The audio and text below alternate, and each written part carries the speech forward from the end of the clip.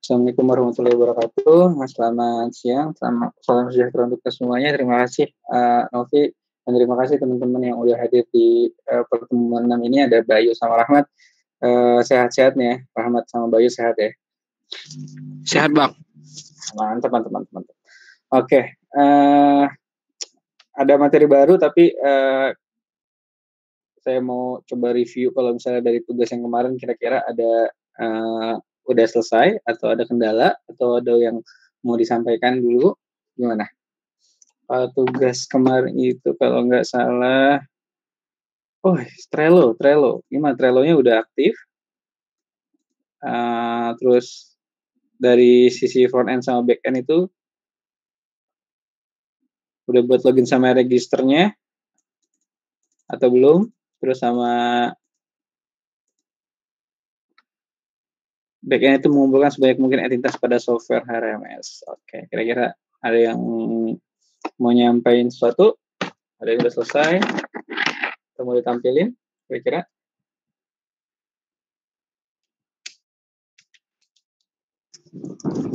Tes. Halo Bang.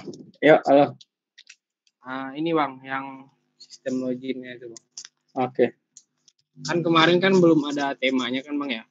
Belum ada template kan, masih jelek gitu. Ya. Kemarin kan masih register aja. Oke. Kan kemarin saya tanya tuh kan si Gando katanya mau baru belajar lagi katanya. Mau cari-cari belajar framework katanya Bang.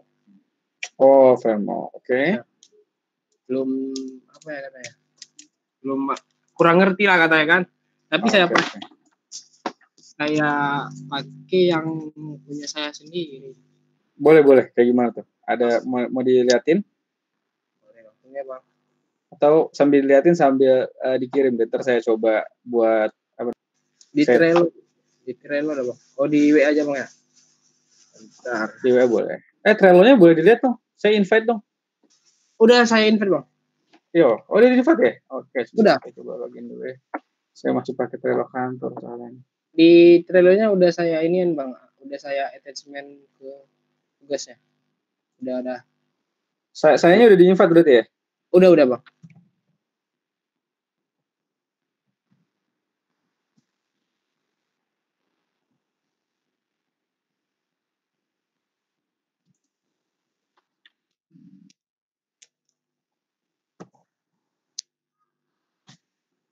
Sambil ditampilin juga aja. Ahmad, boleh di present. Bentar. Saya itu dulu. HP-nya ada oke sih.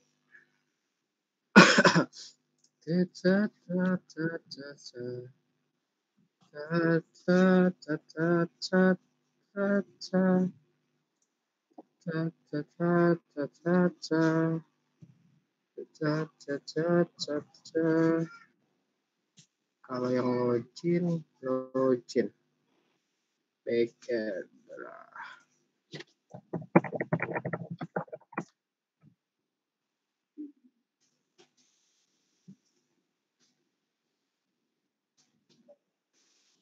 adalah hiasan hidup semata.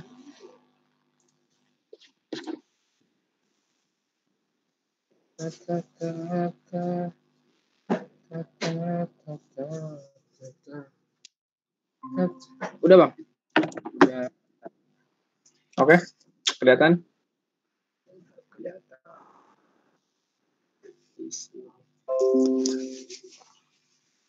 Kan yang kemarin Abang suruh kan yang itu Bang, apa? Nyari entitas sebanyak-banyak mungkin. Jadi kan di sini yang dikasih saudara Bayu, yang dashboardnya kan cuma ini aja Bang. Yang attachmentnya ada, kalau di attach apa nih? Ada hari, entitas hari, jam. Ini kan Bang ya? Bukan? Betul. Entitasnya kan ada hari, ada jam, entitasnya attendance, eventnya hari. Eventnya hari, jam, nama sama tanggal. Oke. Sedangkan di entitas dashboardnya ada jumlah departemen, jumlah employer, sama jumlah position. Oke. Sedangkan di entitas departemennya ada action, ada departemen, sama division. Oke. Oke, di entitas employer-nya ada action, ada egg, ada employer, ada job title, dan pin. Oke. Di entitas position ada action, ada level, ada position juga. Terus registernya, di register ada user ID, username, sama password. Oke. Sedangkan di ini belum juga bang, login ini. Kalau login ada user ID sama password juga. Oke. Yang kedua, tampilan registernya cuma gini bang. Oke. Udah terhubung ke itu bang ya, udah terkoneksi ke database. Oke. Kalau yang itunya juga sama bang, tinggal saya ubah daftar sama register doang. Gitu. Ini udah berarti udah bisa. Kalau misalnya di register bisa masuk register database. Bisa bang. Udah bisa. Coba. Boleh dicoba. Saya admin aja. Admin. Ketiga passwordnya 123. Coba register dulu. Oke, udah masuk kayaknya. Di sini diusah. Register. Oke, saya delete dulu nih bang ya. Berarti sih udah masuk. Gak usah delete, nggak apa. Itu udah masuk ya admin 23 ya? Tapi saya masih bingung bang, kan kalau kita masukin itunya, kok masih banyak banget gitu ini bang. Username passwordnya kayak kamu aku gitu bang. Kayak kalau kita masukkan dia, kayak banyak tercopy paste gitu bang. Enggak ini si admin 123. Iya, nanti kalau kan ini kan udah satu doang kan bang ya, admin 123. Nanti kalau saya refresh biasanya ya dia kayak mendouble gitu, kayak copy paste banyak gitu bang. Enggak, ini masih ada. Coba bikin lagi, sekali lagi. Kayak kamu aja, kamu 23. Ya, coba. Kamu 123. Oke.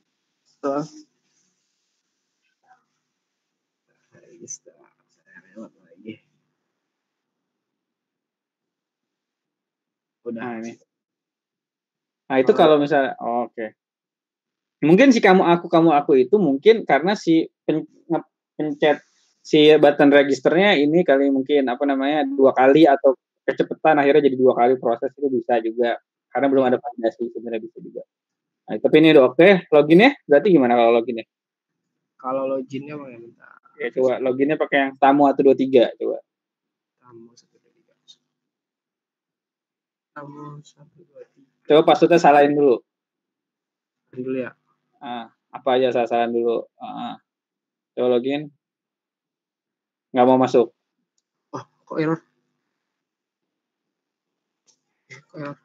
Nah, coba. Kalau benar coba kalau benar dulu. Kalau benar. Coba kalau benar.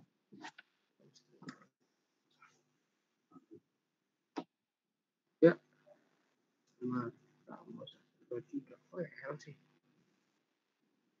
Error juga. Kok error? Oke, coba kita masuk dulu, nggak apa-apa. Berarti itu ada di coba saya mau sambil saya tanya. Berarti itu ada di mana errornya? Di user PHP bang, di file user PHP. Di user apa? Di ini bang, di user.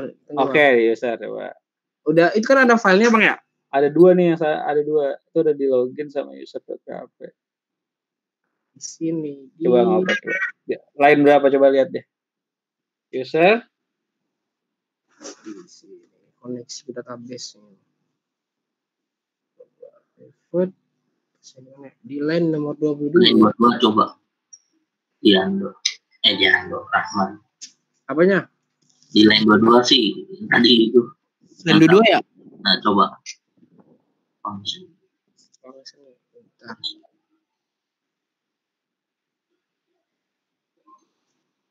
Di line PHP di functionnya. function ya. Ya, ini udah di folder function sih. Enggak, itu nggak apa di user, berarti dia bilangnya Antara di login sama si user. Antara log. cek data online 22 itu. Coba kalau di login, coba login. Di login coba. Login online 87.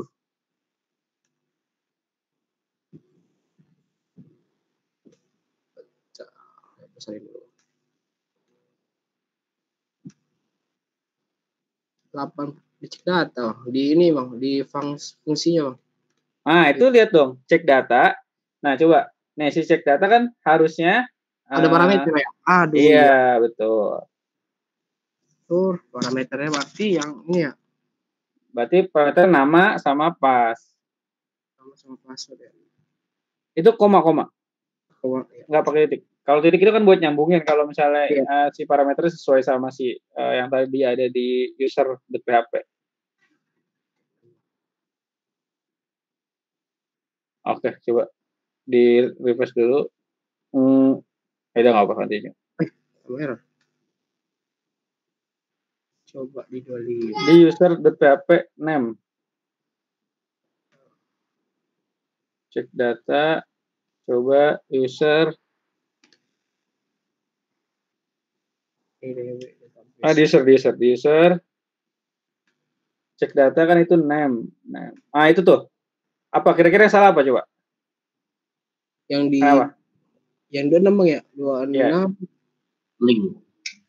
Enggak, kalau linknya kan kalau di MySQL query ini kan harus dua parameter bang. Betul. Iya.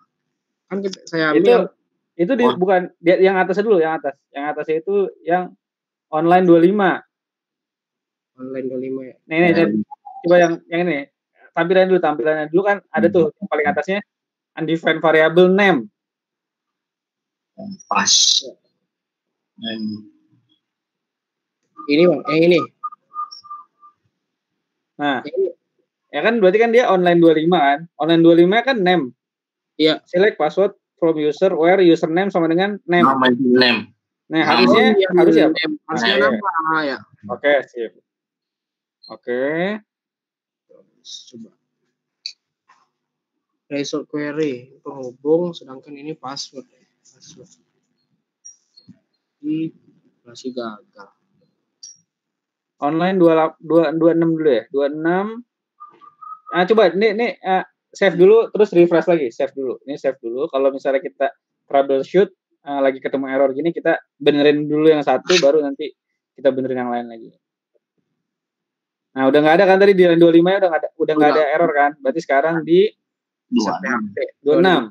Dia bilangnya di call to undefined function MySQL query. Dia nggak bisa manggil MySQL query itu kenapa tuh?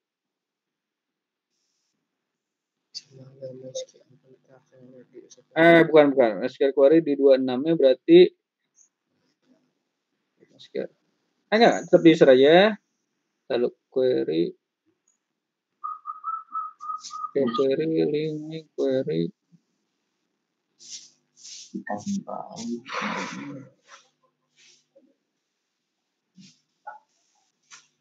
Throw in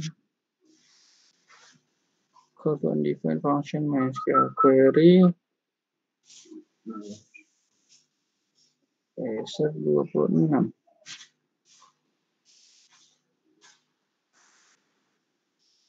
Kalau query di DB-nya nama coba nggak apa yang tadi aja password.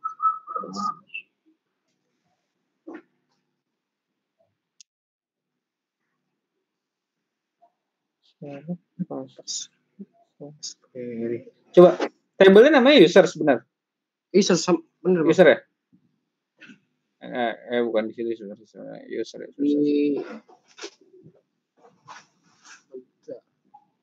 Register kayaknya. Enggak di user, nggak apa di user. Select password dari user where username nama. User ID.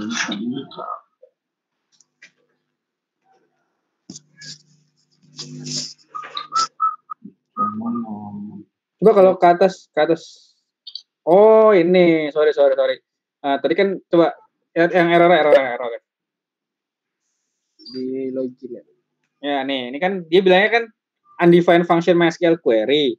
Iya, Nah, Bang. ternyata Rahmat coba deh yang function yang atas ya. Yang atasnya. Yang atas Nah, ini, ini nih, Bang. yang di user.php. Ya, coba lihat ke atas. Yang user.php ini kan dia ya lihat ke atas. Nah, ini yang di register user, Iya. ya kan? Coba lihat yang line 11-nya apa tuh? MySQL query. Oh Nah, ini iya. pakainya MySQL berarti bukan MySQL, berarti MySQL query. Oke. Save dulu, brand lagi.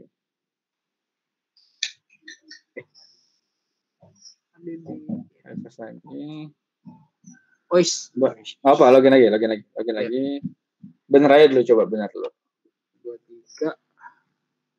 Kamu 1, 2, 3. Apa dia bilangnya? 28. Wih, gampang ini.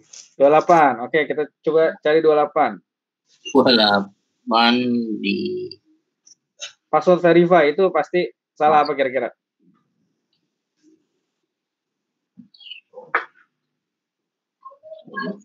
Oh ini ya. bukunya.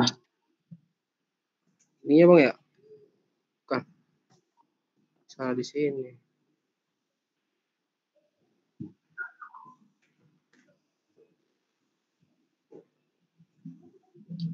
Except verify except parameter. 2 parameter katanya. Di 28 gagal. Nah, itu berarti bukan. Itu coba si query-nya nih. Kan itu MySQL query. Gini. MySQL query. Nah, sebenarnya gini. Kalau si password verify itu kan parameternya dia, kalau misal aslinya di PHP itu berarti kan 2 tuh. Kalau nggak 1 boleh password verify dari parameter pertamanya itu si yang aslinya. Misalnya berarti kan password verify itu dari sebentar. Coba ke table dulu. Table yang di PHP. Coba yang user, coba lihat. Coba agak digedein. Gedein aja nggak apa-apa. Nah, coba di browse.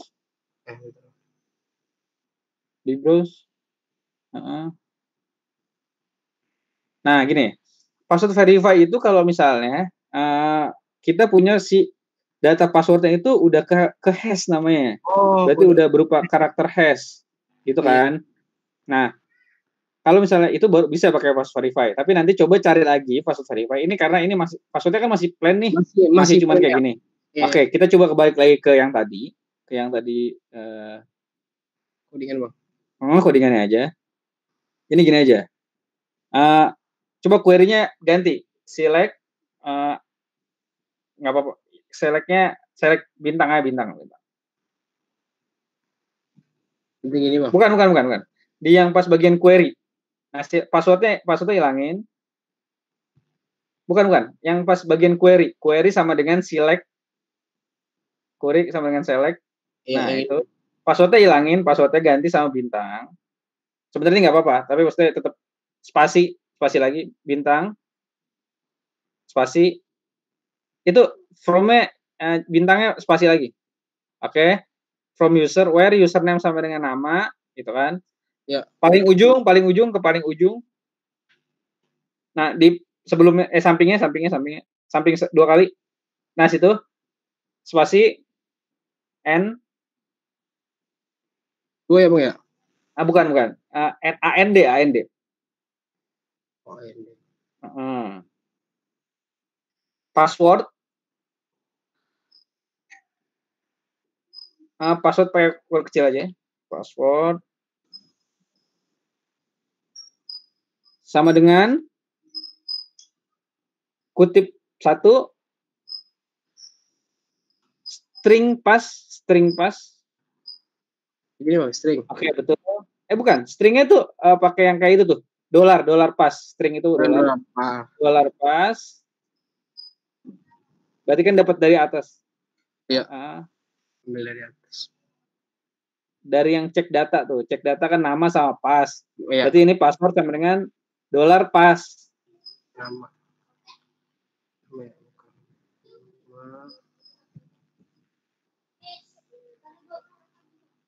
Tulis aja PAS. Nah itu pas itu dapatnya karena kita yang dicek data tuh yang function cek data parameternya adalah string nama, string pass. Jadi kita dapetnya dari situ. Oh, yang ini dari string ini. Betul. Nah itu. Nah ini tambahin lagi tadi kurang, itu masih kurang tuh. Di ujungnya tambahin kutip 1. Nah situ kutip 1. Yang di sebelum dolar pass. Delete. Maksudnya dihilangin spasinya. Nah gitu. Nah ini kan MySQL query. Nah si password yang di if password verify.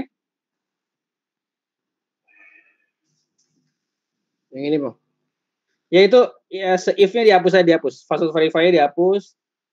Jadi tinggal sisain if kurung, sisain if kurung aja. Nah, gitu, dihapus. Oke, sip. Nah, itu tulis dolar result, dari yang result tuh dolar result.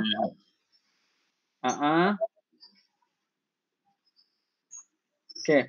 Terus tanda apa namanya itu? Objek. Berarti itu hapus dulu. Jangan ada spasi. Di result. Nah, gitu pakai strip yang gimana bang? Strip ya, yang kayak gini.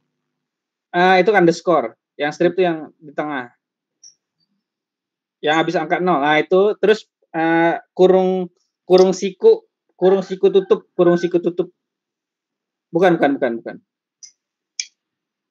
yang gini bang, yang tanda bukan yang di titik tuh, kayak di titik tuh, yang di titik. Oh yang ini. Itu yang satunya lagi. Nah gitu. Spasi bukan bang? Bentar. Gak usah pakai spasi. Sebentar.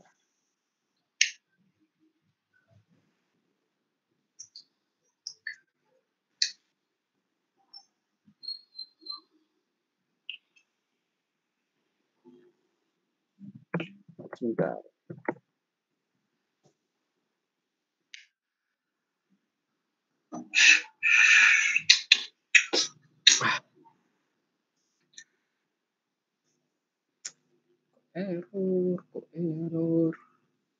Oh, nggak usah berarti. Sorry. Saya salah. Itu dihapus aja. Result juga dihapus. Oke, hapus. Tulis MySQL yang ini ya.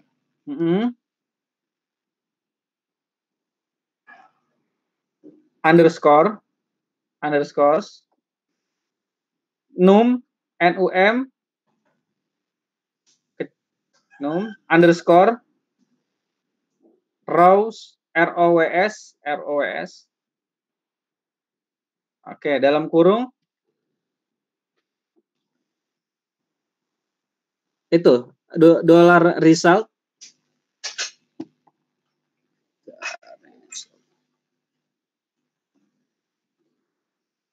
Tutup dulu, tutup lagi karena buat if itu tutup lah gitu. Nah, si die berhasilnya itu dihapus aja sama berhasilnya.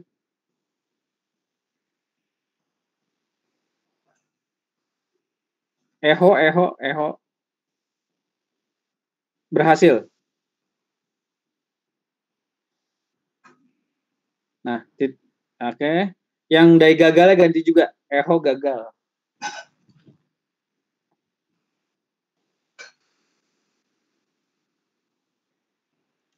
Ya, oke. Save. Coba login lagi.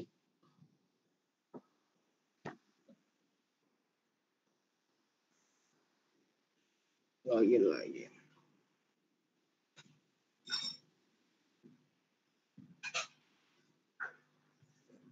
Berhasil tuh di bawah, ada bacaan berhasil di bawah. Kan belum ini Bang, belum masukin itunya. Udah tadi kan di pas di refresh, formnya ke refresh. Coba sekarang masukin yang salah, masukin yang salah. Iya. Nah, sekarang login. Iya, nah, itu gagal, ada bacaan gagal ya. Iya. Oke, kalau username password lagi, ulangi lagi yang benar. Yang tadi tamu 123. Tamu 123. Kamu 123. Oh iya, udah Bang. Clear. Berhasil. Oke, saya mau tanya, ini dapat skripnya dari mana? Rahmat. Dari sini Bang, dari sini. Kemarin belajar. Apa coba? Nggak apa sih, maksudnya bukan buat gimana, cuma mau tahu aja. Dari sini Bang, belajarnya. Kita akan mulai membuat bagian registernya untuk itu. Oke. Itu judulnya apa sih? Core init ini, coba deh. Judulnya apa sih dia? Oh, masih loading ya? Jadi register kita sekarang udah punya core initnya atau udah bisa pakai fungsi-fungsi seperti session. Register user. Oke, nggak apa-apa. Oke, tapi secara umum ini Rahmat udah oke nih, mantap. Udah, close aja Mat. Kita ambil dari. Udah Bang. Udah close. Nah, coba filenya kirim ke saya dong. Tadi foldernya di zip, dikasih ke saya, taruh di grup aja, Ntar abis saya materi dulu, abis itu baru kita review lagi kodenya Rahmat. Sama MySQL juga ini diekspor aja. Jadi ya Bang. Saya ambil WA dulu. Taruh Bang. Good, great. Okay.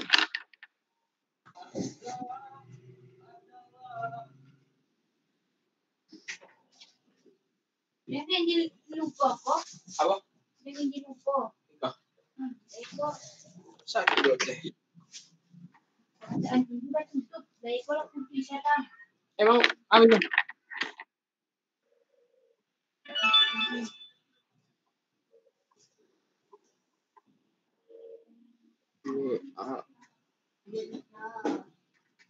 DHMO saya file di folder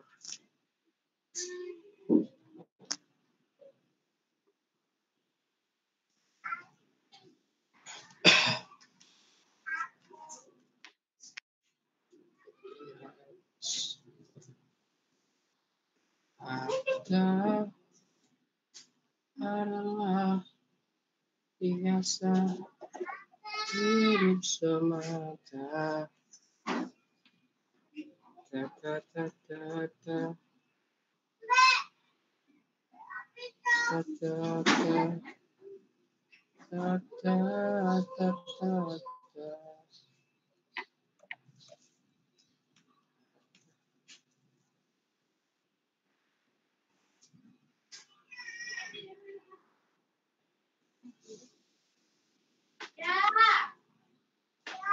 Jaga di rumah kalian ya.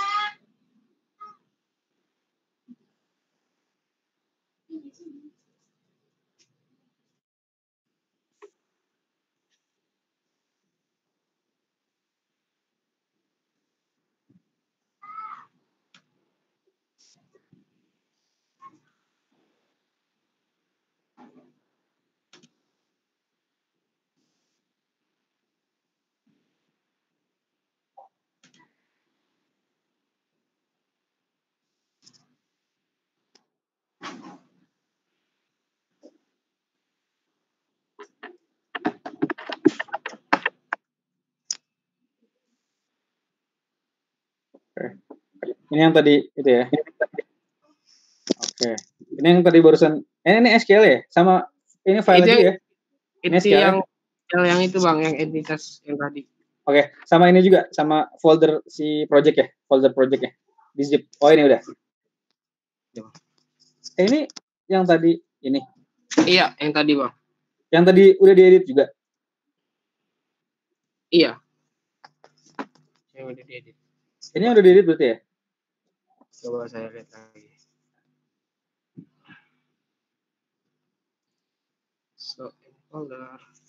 Oh bukan. Ini pasti bukan yang udah diedit. Ini yang source aslinya.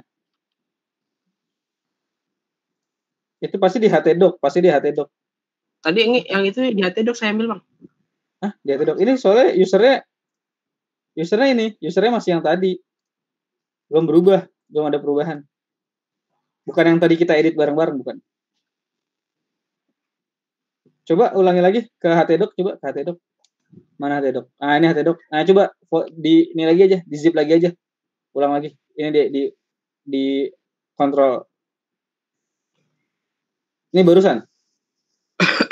Yang ini kan Yang di tadi sini aja. Ya di sini aja. Semuanya di kontrol A. Nah, di zip aja di sini. Diatur. Oke, sip. Nggak apa-apa, itu aja. Nah, itu dikirim. Coba.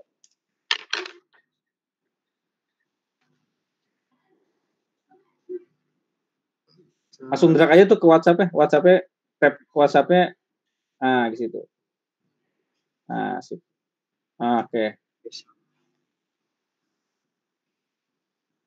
Oke. Saya coba lihat lagi ya. Oke, saya coba lihat lagi.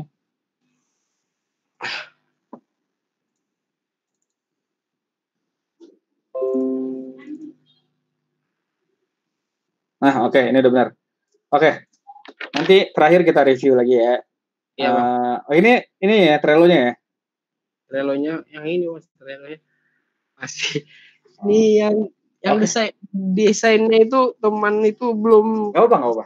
pada Ini kabar. oke. Tapi yang penting udah tahu ya, ini ternyata kalau misalnya secara project management ya, saya lihatnya baru finish baru 2 ternyata gitu ya. Baru cuman dashboard sama buat koneksi database, register dan login. Masih banyak berarti kan, masih ada backlog-nya tuh istilahnya listnya masih banyak gitu kan. Berarti sebenarnya kalau misalnya secara project management ini harus diselesain gitu kan, karena udah waktunya juga udah harusnya udah Jadi deadline Bang ya. Tapi nggak apa-apa. Maksudnya paling nggak ada yang udah finish gitu kan.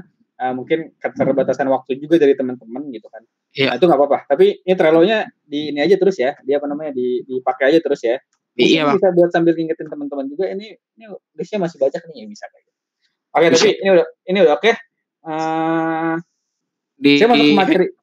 Ini saya masuk ke materi dulu ya. Ini close aja dulu. Apa namanya? Presentnya di close aja dulu.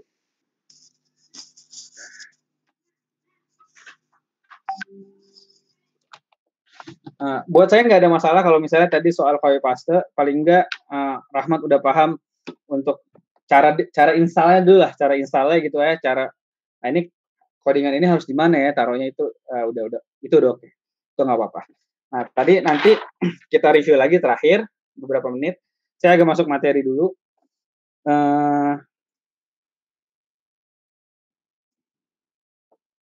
Oke.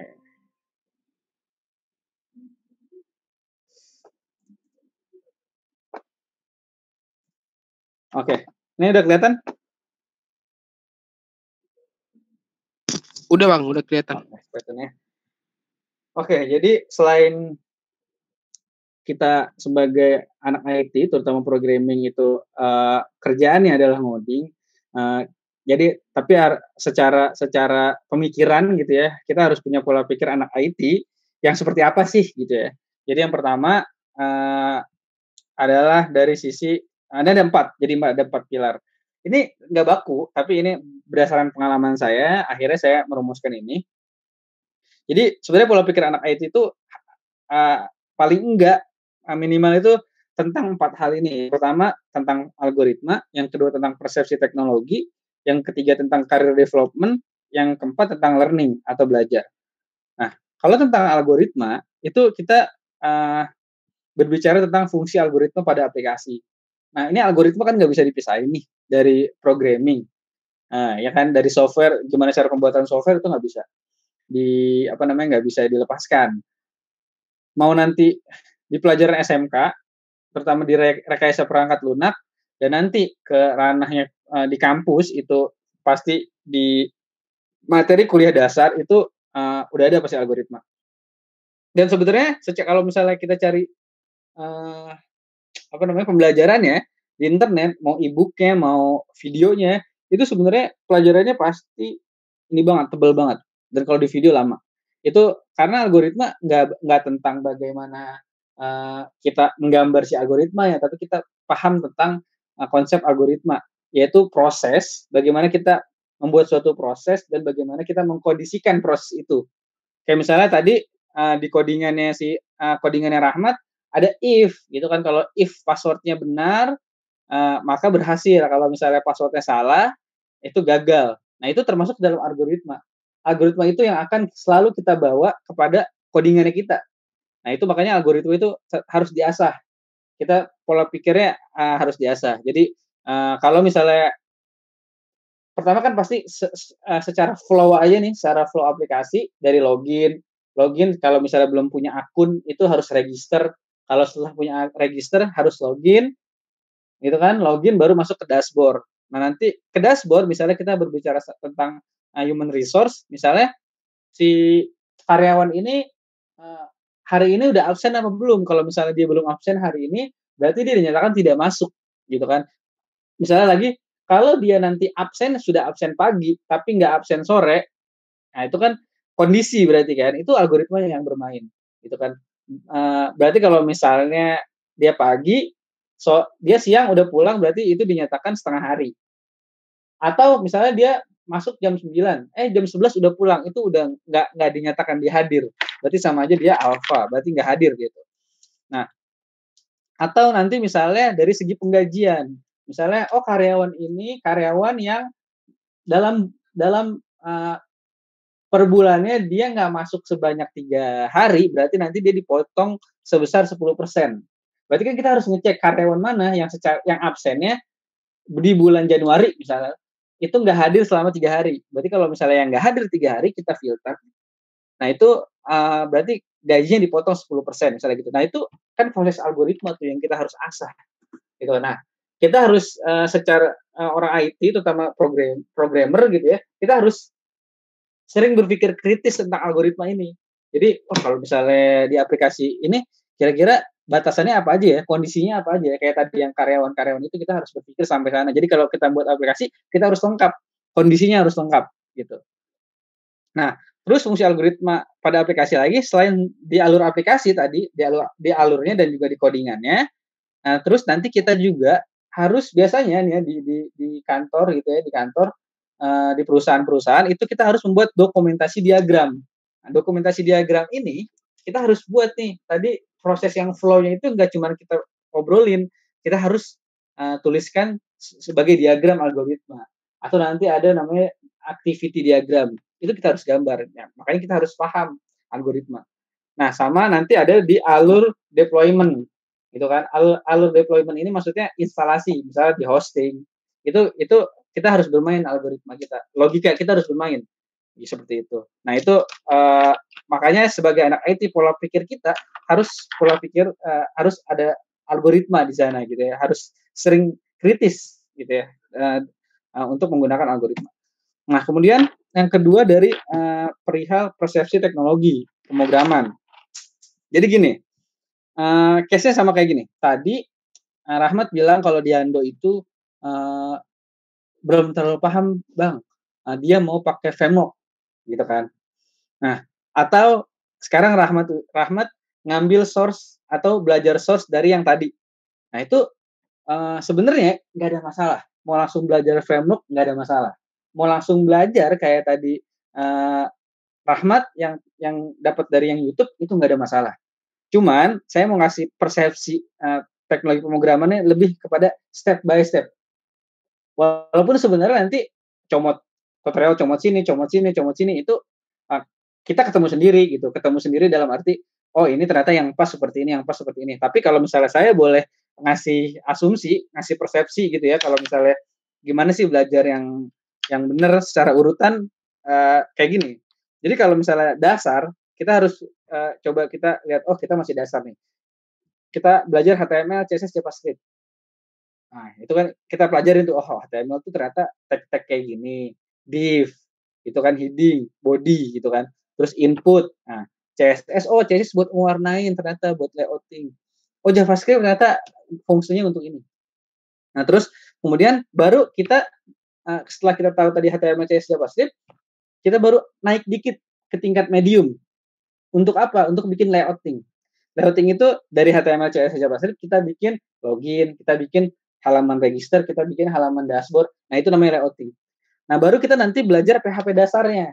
PHP dasar itu kayak if-nya, tadi if, session, loop-nya, while, for each gitu kan.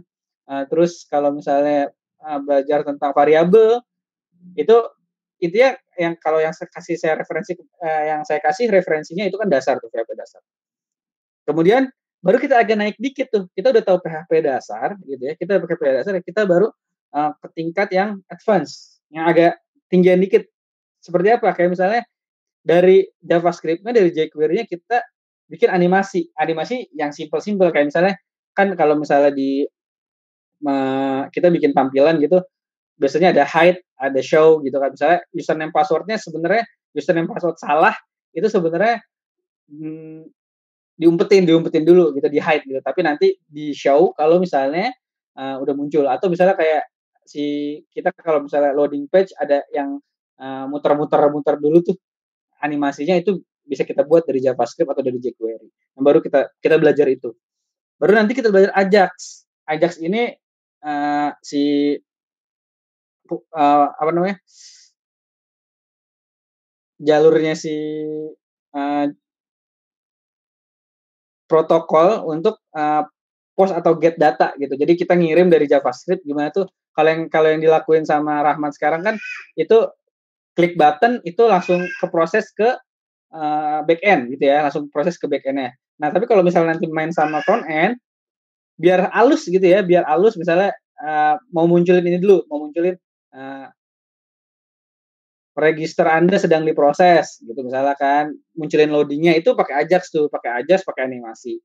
Nanti kita belajar. Dan teman-teman boleh nyari juga. Nah, baru kita belajar yang tadi CRUD, yang pakai MySQL, gimana cara create data, berarti kan insert into, create-nya berarti select data, update, delete-nya kayak gimana, itu kita belajar. Nah, baru kita udah bisa, sebenarnya sampai advance itu kita udah bisa buat aplikasi tuh, ya, karena kita udah bisa belajar PHP dasar, kita bisa layouting, kita udah bisa bikin CRUD gitu, udah bisa bikin gimana cara nampilin data, gimana cara insert data, gimana cara update data, gimana cara delete data. Itu sebenarnya udah cukup sampai situ. Baru nanti kita belajar yang pro. Yang pro itu adalah kita belajar tentang namanya object oriented programming. Kalau di back end ya, object oriented programming, REST API, baru framework.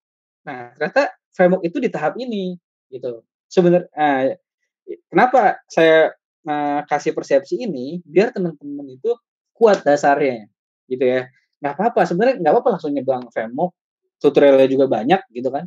Langsung nyebrang kayak tadi Rahmat tuh semi OOP sebenarnya, udah ada function gitu. Udah ada function udah semi OOP. Ternyata Rahmat udah belajarnya langsung ke pro ya gitu kan. Diando mau belajar langsung ke framework. Itu nggak ada masalah ya. Itu nggak ada masalah, sekali lagi itu nggak ada masalah. Nanti teman-teman juga bakalan nemuin cara belajar teman-teman yang sesuai sama teman-teman, itu nggak ada masalah. Tapi kalau saya boleh ngasih perspektif teknologi, coba kalian pelajarin yang simple dulu, agak naik ke medium, agak naik ke advance, baru ke pro. Itu biar nanti teman-teman paham. Nah, kalau saya balik lagi ke codingannya, agak sedikit membahas codingannya Rahmat, tadi itu udah oke. Rahmat udah bisa ngikutin, udah bisa install. Nah, coba lagi Rahmat tadi saya kasih keyword tentang MySQL numerous gitu ya. Saya kasih keyword itu, terus tadi yang password verify itu kegunaannya coba dibaca lagi di PHP dasar. Nah, kalau misalnya di pertemuan sebelum ini kan saya kasih referensi. Nah, yang di W3 School itu tentang MySQL, PHP MySQL itu udah lengkap. Tadi ada juga Rahmat pakai MySQL, iya, yang di bawahnya pakai MySQL itu kenapa sih nggak bisa jalan? Karena emang library-nya MySQL gitu kan. Karena yang diinstal MySQL. Coba dibaca lagi referensi itu biar lebih paham. Nah, jadi gitu ya persepsi teknologi ya. Jadi coba belajar dari dasar medium advance sama pro. Karena gini, kebanyakan yang sekarang itu belajar framework, tapi kalau misalnya framework itu saya tanya, misalnya ada yang saya tanya, framework itu apa? Misalnya kode igniter atau Laravel. Laravel ini dia mengambil konsep apa sih? Secara programming itu dia mengambil konsep apa sih? Nggak ada yang bisa jawab. Padahal framework itu mengasumsi konsep OOP, Object Oriented Programming. Itu pertama. Yang kedua, ada namanya ada lagi paradigma MVC, Model View Controller. Nah, itu ada di situ. Nah, itu nggak bisa dicapai. Sebenarnya kita bisa aja bikin sendiri. Nah, kalau misalnya saya bilang Laravel sama CodeIgniter, terus saya bilang, coba deh bikin sendiri. Jangan pakai Laravel, jangan pakai CodeIgniter, kita bikin framework sendiri. Pasti itu nggak bisa. Karena itu langsung nyebrang ke framework, tapi nggak bisa dasar-dasar. Oke, kayak gitu ya, kayak gitu. Intinya biar dasar kalian lengkap. Karena nanti di pekerjaan, di project, kita nggak belum tentu langsung kita belajar Laravel nanti di sana pakai Laravel, belum tentu. Siapa tahu pakai CodeIgniter, ya kan? Siapa tahu pakai, ada lagi namanya Falcon, ada lagi namanya Cake PHP, itu banyak. Itu semuanya framework. Tapi kalau misalnya kita tahu dasar ya, kita bisa pakai semuanya. Kayak gitu. Nah, kemudian ini dari segi level pemrograman. Sebenarnya dari level pemrograman. Karena bahas front end sama back end aja ya, karena di share nggak ada. Nah, kalau dari front end kita intinya levelnya HTML, CSS, JavaScript, jQuery. HTML, CSS, JavaScript itu dasar. Ya. jQuery itu sebenarnya JavaScript gitu ya. Kita harus paham itu. jQuery itu adalah JavaScript tapi plugin. Nah, levelnya lagi buat selevelnya si jQuery ya, sebenarnya itu ada Vue.js, ada React.js atau ada Angular. Itu semuanya front end, di level front end. Nah, di level back end kalau kita pakai PHP berarti yang selevel sama PHP itu ada Python, ada Go, ada Node.js, ada Java, ada C#, ada C# dan kita belajar database. Nah, jadi nanti kalau teman-teman ditanya ngodingnya pakai apa, gitu kan? Aplikasi ini dibuatnya pakai apa? Pakai Angular misalnya gitu kan? Atau pakai jQuery itu nggak ada masalah. Tapi itu di level front end. Saya bikinnya front endnya jQuery. Saya front endnya bikinnya pakai Angular. Nah, itu di level front end. Nanti ditanya, back endnya pakai apa? Pakai PHP. Back endnya pakai apa? Pakai Python. Gitu. Jadi kalian bisa nyocokin tuh. Front end tuh apa, back end tuh apa, selevel gitu ya. Itu dari sisi persepsi teknologi pemrograman.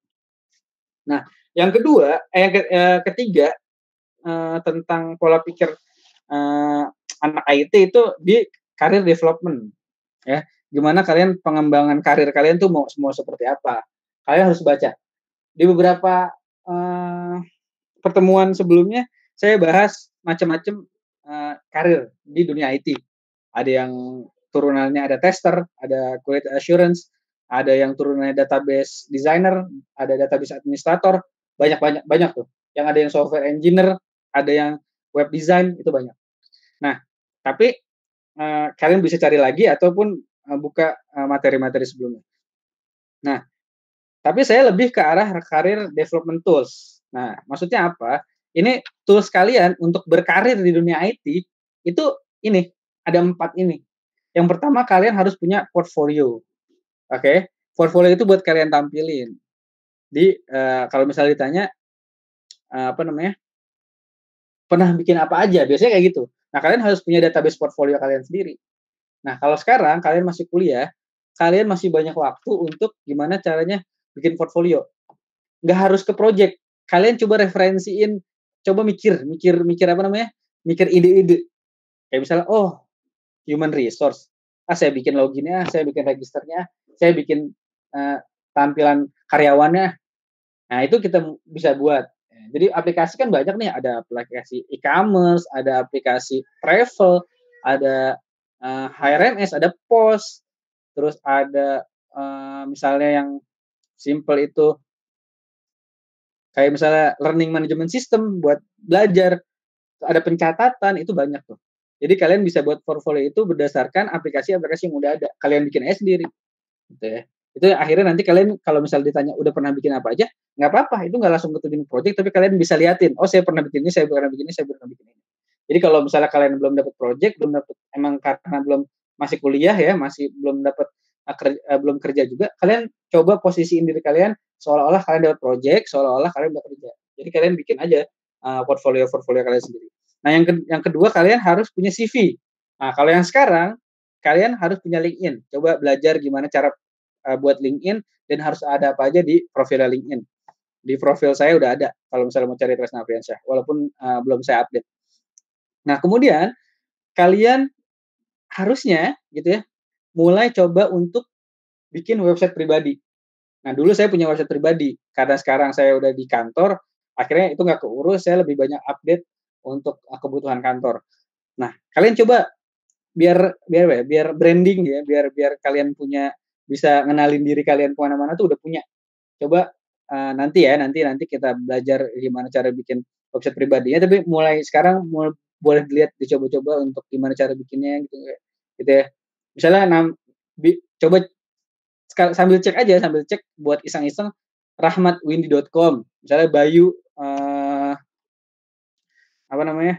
bayuadi.com, misalnya kalian mau bikin kayak gitu, kalian cari coba di hosting di domain itu masih tersedia apa enggak. Itu buat sekalian ngajari kalian, oh belum ada nih, ntar gue mau bikin gitu. Nah kemudian ini yang terakhir adalah platform freelance. Nah platform freelancer, nah ini saya coba mau sedikit kenalin dulu kenapa kita butuh platform freelancer.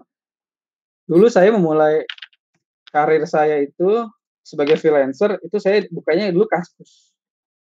Nah kalau misalnya kita lihat Kaskus nih, ada kategori dulu, masih ada apa nggak ya, saya coba ya, ini komputer staff, programmer forum. Ini ada namanya penawaran lowongan kerja untuk programmer. Nah saya coba cari di sini. Saya carinya karena masih kuliah juga sama, dulu saya masih kuliah, saya carinya yang boleh remote, atau boleh datang Sabtu Minggu, atau boleh datang nggak setiap hari, gitu ya. Itu saya cari yang kayak gitu. Nah, itu satu. Yang kedua, akhirnya kita kan nyari project. Sekalian kita ngukur diri. Nah, ngukur diri gimana? Misalnya ini nih, projectnya adalah integrasi Firebase real-time database dengan React.js. Dari segi tampilannya kita udah kenal semua belum? Oh Firebase, Firebase apa ya? React.js, oh kita udah bisa React.js belum ya? Dari situ aja kita udah bisa ngukur diri, oh kita belum bisa nih, belum bisa. Apa aja sih kualifikasinya? Ada nih kualifikasinya. Terus ada lagi nih, lowongan Android developer, misalnya Android development. Wah kita Git versioning, kita ini kayak belum bisa semua nih. Nilai tambah jika menguasai backend PHP MySQL. Nah, akhirnya oh iya nih, saya bisanya baru PHP MySQL, berarti nggak bisa gitu kan, develop. Terus cari lagi yang lain, misalnya yang agak berkaitan sama teman-teman apa ya.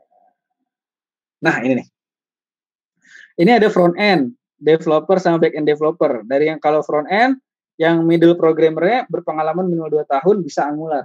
Kita bisa Angular nggak? Oh ternyata nggak bisa nih, ternyata harus Angular. Yang back end developer berpengalaman 2 tahun, Java Spring, Oracle. Oh itu berat banget tuh misalnya kita mikirnya. Wah belum sampai ke situ. Cari lagi yang lain.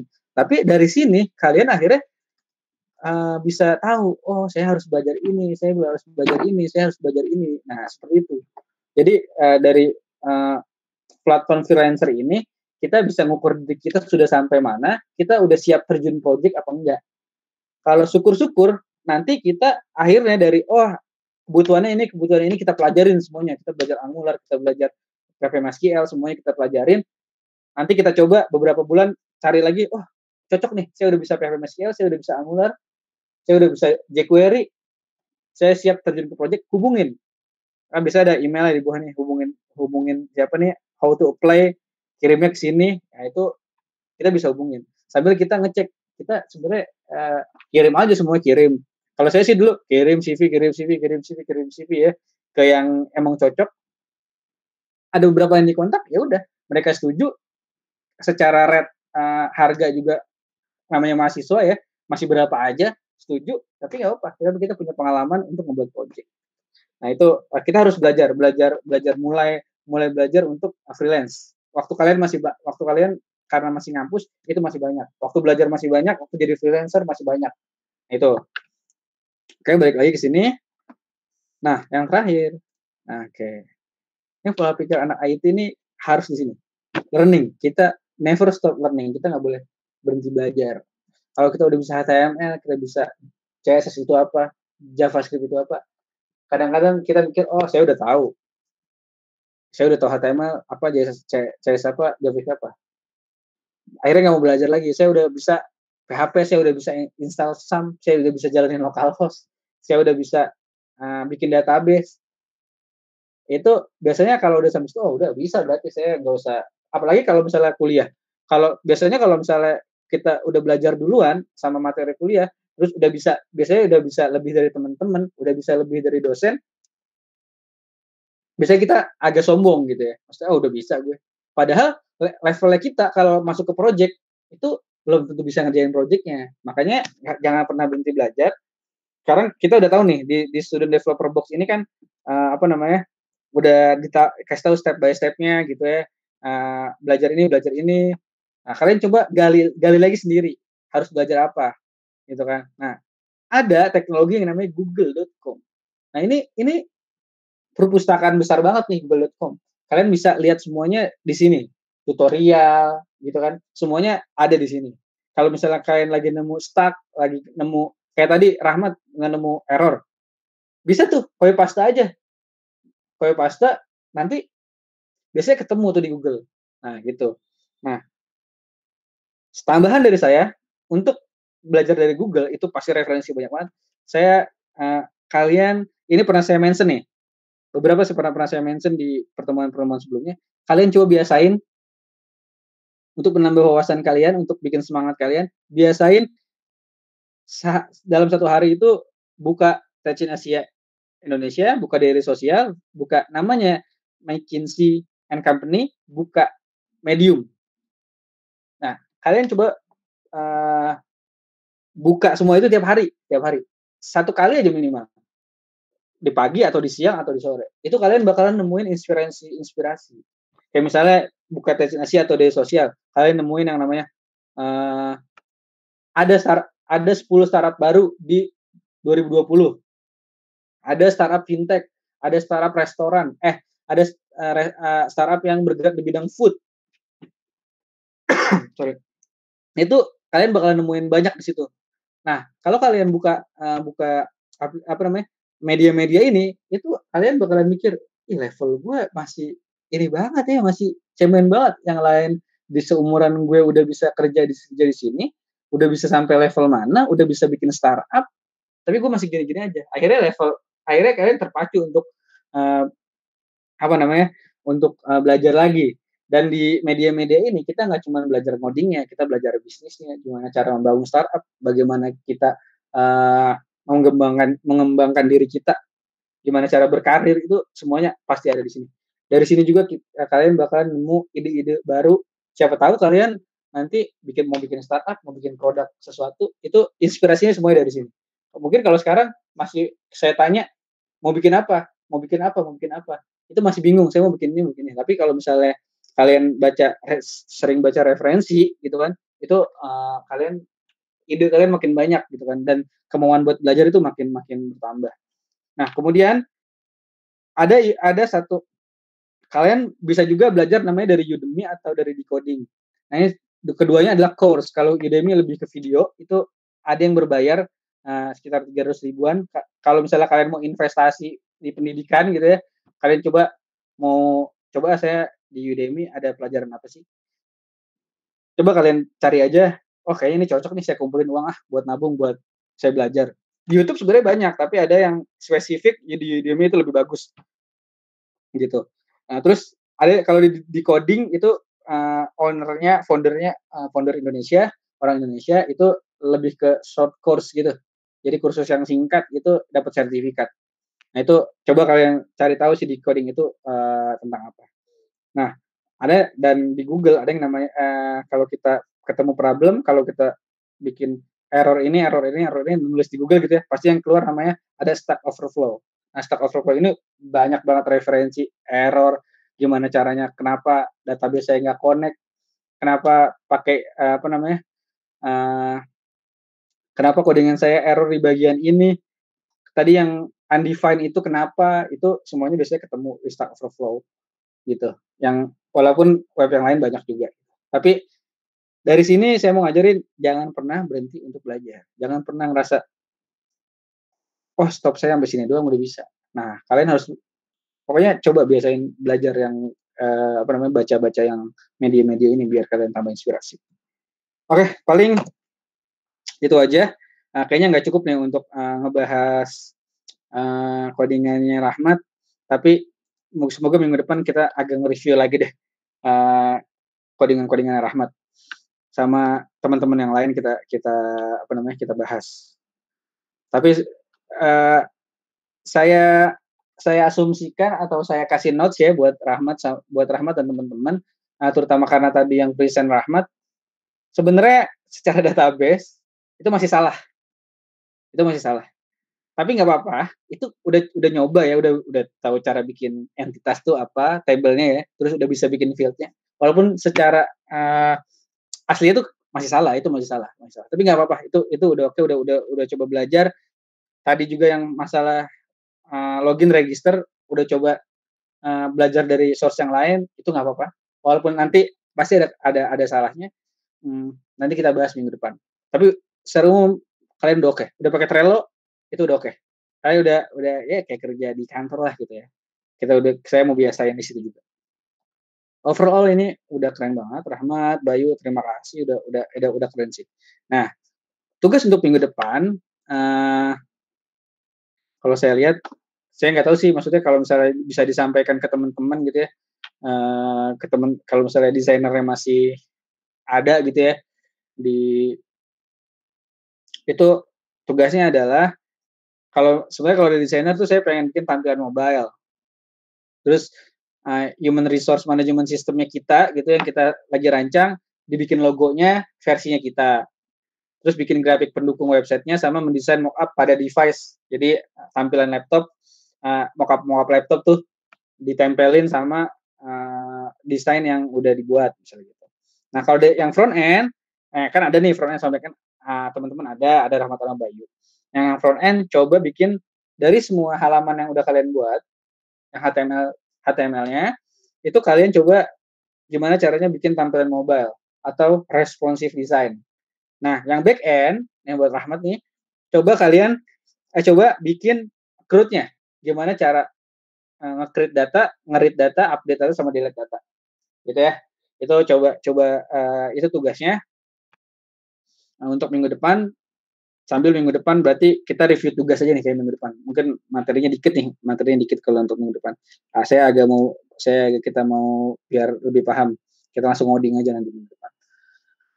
Oke, paling itu. Dan satu hal lagi, saya mau kasih kalau misalnya kalian coba buka namanya hacktiv8.com, itu dia sebenarnya media pembelajaran bootcamp, sama kayak Student Developer Box, tapi saya mau kasih lihat hal yang fantastik dari dia di admission info. Kalau kita berjalan bootcampnya selama 3 bulan, kalau dia berjalannya selama 6 bulan. Nah, selama 6 bulan, dan harganya untuk ngikutin bootcamp dia selama 6 bulan adalah 40 juta. Oke, 40 juta. 40 juta ya. Jadi ini mahal banget. Walaupun kalau misalnya yang kalian punya uangnya nggak ada masalah. Saya nggak bilang ini kenapa, tapi maksudnya mereka emang berbayar. Nah, beruntung nih buat teman-teman, buat penyemangat juga, kalau misalnya bootcamp Student Developer Box ini masih gratis nih, masih free. Nah, dan karena kalian ini angkatan pertama, dan kita nih bareng panitia gitu ya, udah bikin satu keputusan lagi, kita akan terusin setelah ini gitu ya. Nanti mulainya di Januari, biar pas 1 tahun gitu ya, 1 tahun nanti ada akan 4 kali alumni gitu ya, jadi 4 kali bootcamp. selama 3 bulan, tetap 3 bulan, tapi nanti di Januari itu akhirnya kami nih sama panitia memutuskan di Januari itu harus berbayar. Student Developer Box itu berbayar. Walaupun nanti pasti ada yang beasiswanya. Saya anggap nih teman-teman yang angkatan pertama tuh dapat beasiswa dari Student Developer Box. Nah, nggak tahu nih, pasti kayaknya sih nggak sampai 40 juta gitu. Tapi nanti ada berbayarnya. Gitu kan. Tapi makanya beruntung nih teman-teman yang di angkatan pertama itu ini masih gratis, masih beasiswa gitu istilahnya ya. Semoga ini jadi penyemangat. Kalau misalnya kalian ikut aktif itu ada 40 juta, wah itu kayaknya mungkin buat teman-teman berat gitu ya. Walaupun nanti kalau misalnya kalian mau nyoba gitu ya, punya uangnya di aktif 8 nggak apa. Emang itu secara materi itu luar biasa. Mantep. Kalian boleh nyoba kalau misalnya kalian bisa. Tapi semoga dengan saya bandingin sama aktif 8, kalian ini makin semangat. Kalian bisa coba bantu ke teman-teman yang mungkin masih berhalangan hadir, mungkin masih agak kurang minat atau seperti apa, kalian coba semangatin gitu ya untuk ikutin Student Developer Box ini dari awal sampai akhir. Nah itu keuntungan buat kalian lah, pokoknya gitu ya. Semoga tetap semangat. Saya harap tetap ikut dari awal sampai akhir karena kita akan belajar lebih banyak lagi. Paling itu dari saya buat hari ini. Terima kasih Bayu, terima kasih Kiki yang mungkin udah hadir dari tadi. Ya saya nggak lihat. Terima kasih Rahmat. Semoga kalian tugasnya paham. Kita minggu depan kita bahas lagi. Kita bahas juga nanti codingannya Rahmat di minggu depan. Dan pakai Trello ya, tetap pakai Trello tugas ini buat koordinasi antar tim. Oke, makasih Bayu, makasih Rahmat. Sehat-sehat semuanya ya. Saya balikin lagi ke Novi. Oke, terima kasih Bang Kresna. Terima kasih juga untuk tim 4 yang sudah mengikuti pertemuan minggu ini. Terima kasih juga untuk mentor yang sudah mengisi materi di pertemuan ini. Tetap semangat, semoga teman-teman bisa mengikuti pertemuan ini sampai akhir. Sekian dari saya. Assalamualaikum warahmatullahi wabarakatuh. Waalaikumsalam warahmatullahi wabarakatuh.